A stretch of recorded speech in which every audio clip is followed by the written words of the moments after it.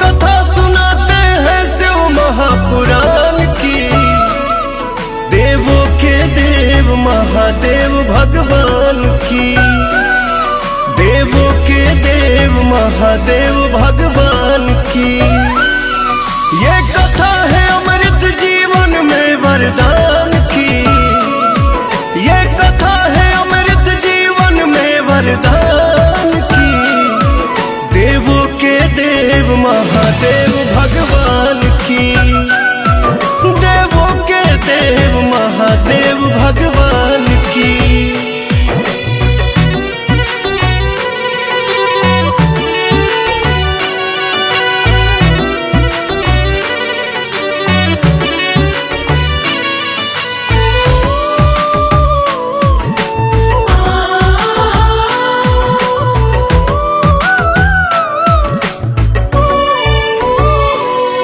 वो नीलकंठ देवा पिए विष का प्याला, त्रिपुरासुर का संहार कर डाला।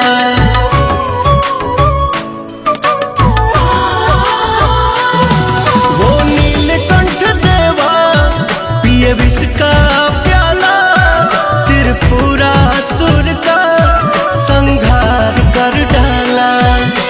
सुत सौनक जी बोले वाणी ज्ञान की, सुत सौनक जी बोले वाणी ज्ञान की।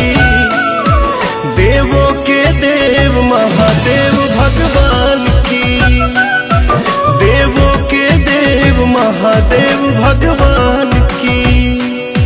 हम कथा सुनाते हैं शिव महापुराण की, हम कथा सुनाते हैं शिव महापुराण की।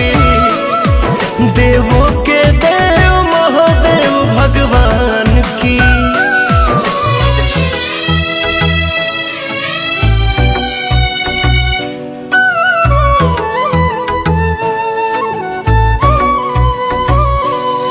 जो शिव पुराण गाता वो मोक्ष को पाता। शिव महागुरु महाकाल हम सबके हैं दाता।